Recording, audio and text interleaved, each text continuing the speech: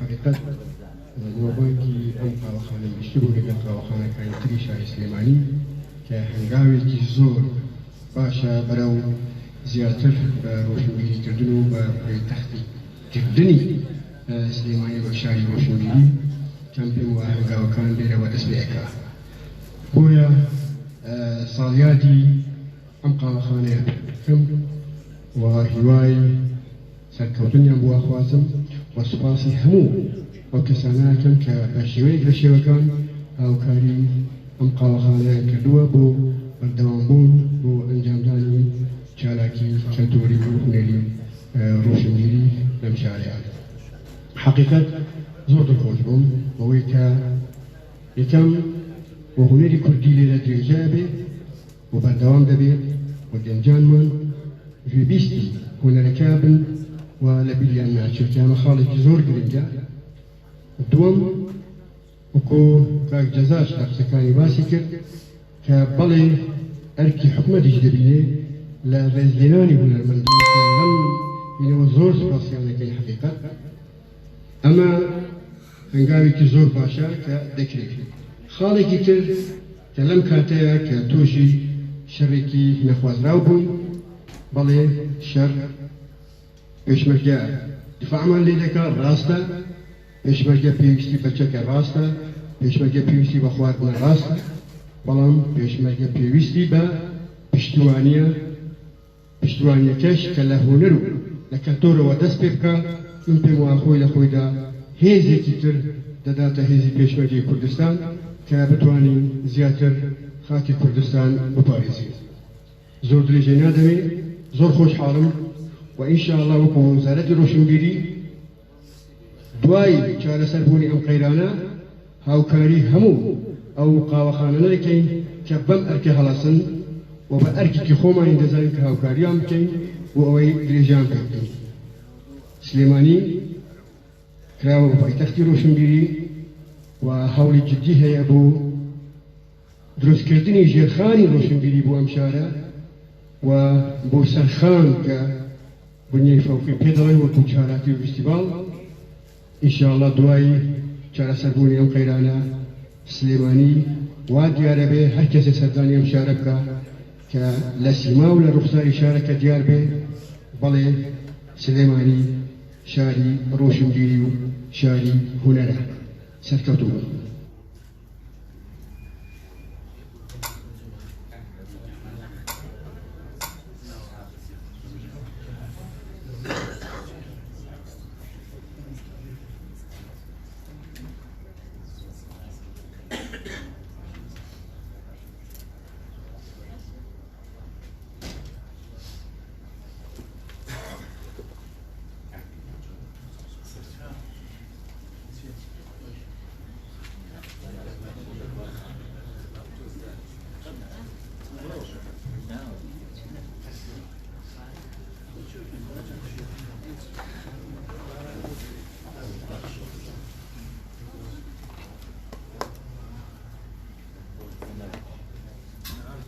سپاس بۆ کاتەی بەخشیتان بووی کە ئەو دیمەتان بینی. بەس من بەڕاستی هەرچەند لەو تاکە شتێکی تر هەبوو بەڵام هەندێک تێبینی بۆی کە لە هەمووتان معلوم بێ قەیرانیش تێپەڕی ئەو باسوی کرد کە هاوکاری هیچ کەسێک بە تەحەدا و هاوکاری قاوەخانەی کە توری زەردەشتی نەکرد. من و کاک بەرزان بە سەرمایەکی خۆمان هیچ شەخسی داماننا بە هەردووکمان نزیکەی $70,000 مانزەرە کرد لەو شوێنەیە و ئێستا حالیان دوو کوڕی گەنجی بەن بەڕێوەکە هی ئەوانە بەڵام ئێمە سوپاسیانەکەین کە تا ئێستا ڕێگریان لێ نەکردوین لەو شوێنەیە تا ئێستا ئێمە کار و چالەکیەکانی خۆمان هەموو چوارشەمەیەک ئەنجامین و هەندێک جار ئەگەر بۆنەکانمان گەورەتر بێ هێنین ئەم شوێنە کە ناوی سەنتەی ڕۆشنبیری سەرای ماڵیانەوە بێ یا هەندێک جار ئەچینە ماڵی کولتوری سۆفی کەریم ئەو شوێنانەمان بۆ کراوەتەوە کە خزمەتی تیا بکەین. بەڵێ ئێمە قاوەخانەی کولتوری زەردەشت لە 13/2/2013 لە کاتێکدا ئەم شارە پڕ بوو لە مرمنانەی سیاسی و تەشەنجاتی سیاسی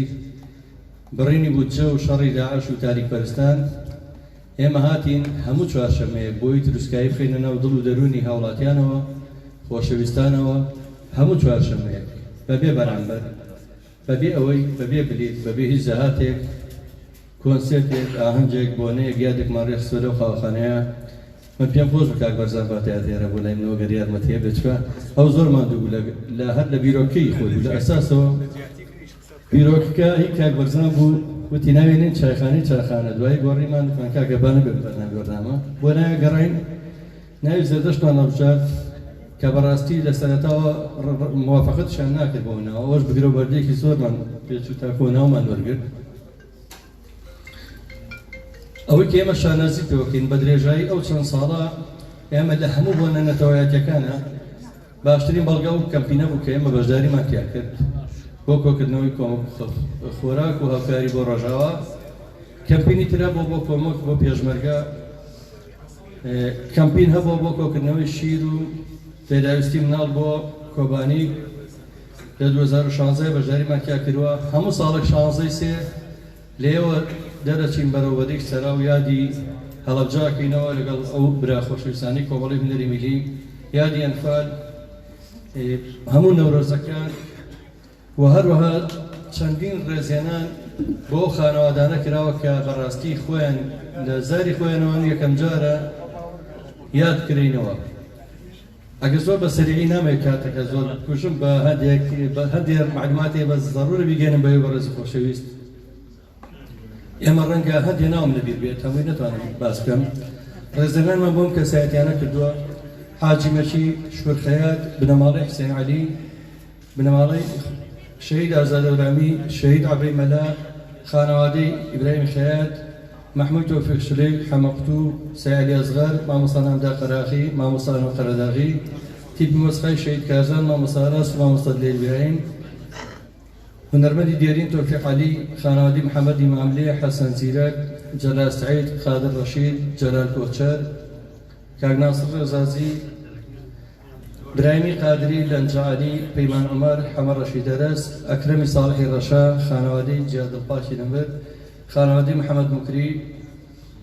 خانوادي هنرمندي نمر شوكت رشي خانوادي هنرمند اسماعيل شعباجري مامۆستا كريم كابان خانوادي قير كابان خانوادي اسماعيل علي دكتور شيركو عبد الله وشنديني كر شندي خلاطي رزنان معه بتو كله قلت فيديو بنيتان لوزارة الروشنبيري بريبراتي قشتي روشنبيري هناك بەڕێوەبەرەتی لاوان قایمەتی سلێمانی بەڕێوەبەرەتی گشتی گەشت و گوزار من سپاسان دەکەم ئەمێ کەسێک کە لە سەرەتاوە لە یەکەم ڕۆژی کردنەوەی ئەو قاوەخانەیە لەگەڵمان هەبوو کەسایەتی دیاری کێکۆشەر و زیندانی سیاسی هەڤاڵ شێخ فەتاح ئەو ڕاستێک لەسەر وتەیەک شتێکمان پێشکەش بکە باسی ئەو قاوەخانەیە یا هەر گیرەوەی بێ لەگەڵمان ناکات لە یەکەم ڕۆژەوە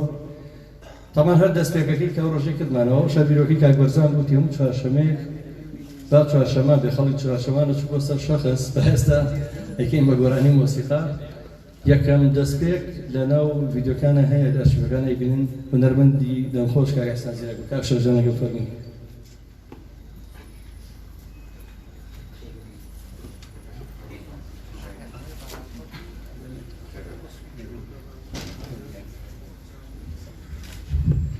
ئەم کاتتان باش ڕاستیە شەرەفێکی گەورەیان نابە من کە ڕێگەیاندام یان داوان لێ کردم کە منی زۆر خۆشحاڵ بووم لە ئەم یادە تۆزێ وەکو ئەوەی کە معلوماتمان هەیە بێمە خزمەتتان 7 ساڵ پێش تەبیرمە کۆمەڵێک گەنجی و ئێستاش گەنج هونەرمەند و خەڵکی خۆرنەویست لە یەکێک لە شارەکانی ئەم دێرینی ئەم سلێمانیە ئەو شوێنە کرایەوە بە ناوی قاوەخانەی زەردەشت لە ڕاستیە لە ئیفتتاحەکەی کۆمەڵی وەچی ئەم شارە کۆمەڵی وەچی و هونەرمەندی دیاری ئەم شارە بەشدار بووی ئێمەش بەشدار بووین کە ئەوانەی بیرمە کاک بەرزان و کاک دەزا و هەموو ئەم برادەرانەش و ئەوانشی کە بە پێوەستاون لەوێ حاضر بوون کە بەشدارێکی جوانیان بەشدار بوون لە کردنەوەی ئەوانە لەوە پێشەکی قسەکانیانە کاک دەزا کۆمەڵێک وعدی یا بە هونەرمەندان و بە خەڵکی شاری سلێمانی کە بە تیمێکی تازەوە بە تیمێکی زۆر خۆ نەویستانەوە زۆر لە سۆزانەوە بێنە مەیدان و خزمەتی ئەم شارە بکەن لە ڕاستیە ئەو بەڵێنانەی ئەو کاتەی ئەوان زۆر کەس بە کوردی نەئەچوو بەگوێیان لەبەر ئەوەی 7 ساڵ پێش ئێستا قەیرانێکی دارایی گەورە بوو لەناو بەرەوڕووی بەرۆکی ئەم میلەتەی گرتبوو و هەرچی وجدەی ڕێکخرا و سەندیکا و کۆمەڵەکان بوو لەلایەن حکوومەتەوە بڕابوو و جگە لەوەی شەڕی داعشی نەگریسیش لە ئارایە بوو خەڵک لە ڕووی نەفسیشەوە مرتاح نەبوو بۆیە ئەو بەڵێنانە تۆزێک بەلای خەڵکەوە قورس بوو فعلەن قورس بوو بەڵام من بە حکمی تەجروبەم لەگەڵ ئەم هونەرمەندانەیە کە مێژوویەک هەیە لەگەڵیانە من هونەرمەندی بەڵام هونەردۆستم لەوانەوە فێری کۆمەڵی شت بووم من گەشتمە ئەو قەنەعەتەی کە کاک دەزا و کاک بەرزان و ئەو برادرانە ئێشتا کەمیان و تۆ چکا من دڵنیا بووم لە توانای ئەوان لە ئیشی ئەوان لە زۆر شوێنی تریشە کە هەر ئاوە بەستی برسی هەر ئاوە بە شێوەیەک لە شێوەکان کە کەس پشتیوانیان نەبوو ئەوان ئەو کارانیان سەرکەوت و کاری وەها نەکرد کە خەڵک تەسەوەری ناکرد و خزمەتی وەهان پێشکەشەکرد خەڵک تەسەوەری ناکرد بۆیە من بۆ خۆم لەگەڵ هەندێک برادرە کەوتمە مناقەشە کەوتم ئێشتا کاک دەزا و کاک بەرزان و ئەو برادرانە کەمیان وتووە من دڵنیام بۆ ئەویان جێهێشتووە نەوەکو هەندێک شت جێبەجێ نەبێت بەڵام من دڵنیام جێبەجێ بێت لە دوای ئەوەی کە بینیمانن هەموو ڕۆژانی چوارشەممەیەک خەڵک وەکو وتمان نەفسیەن مرتاح نەبوو خەڵک برسی بوو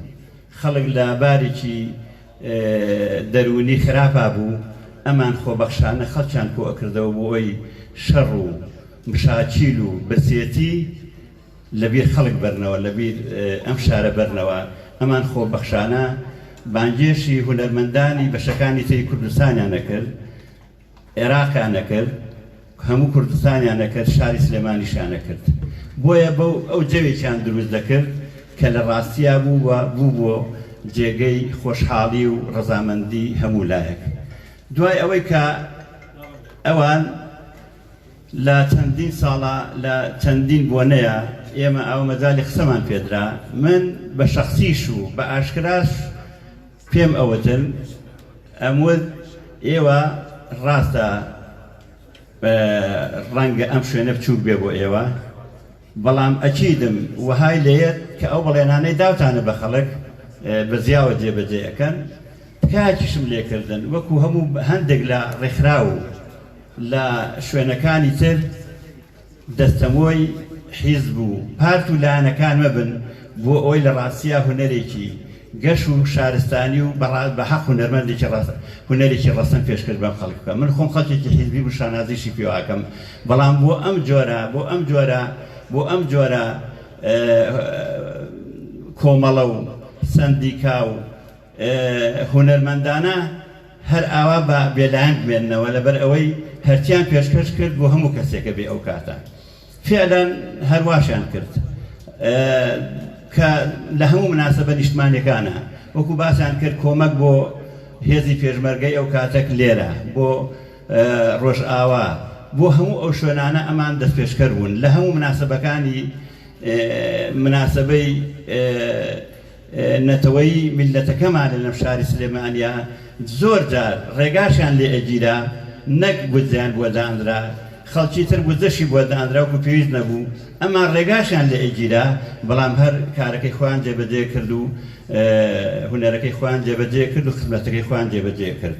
بۆیە من دڵنیام لەوەی کە ئەم جۆرە کەلتوری ئەمان هەیەە ئەم جۆرە خزمەتی ئەمان هەیەە لە مستەقبلێکی زۆر کورتترە ئەبن بە جێگەی شانازی و جێگەی ڕەزامەندی هەموو شاری سلێمانی و کورد و هەموو لایەک بۆیە من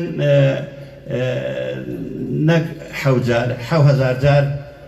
پیرۆزبیان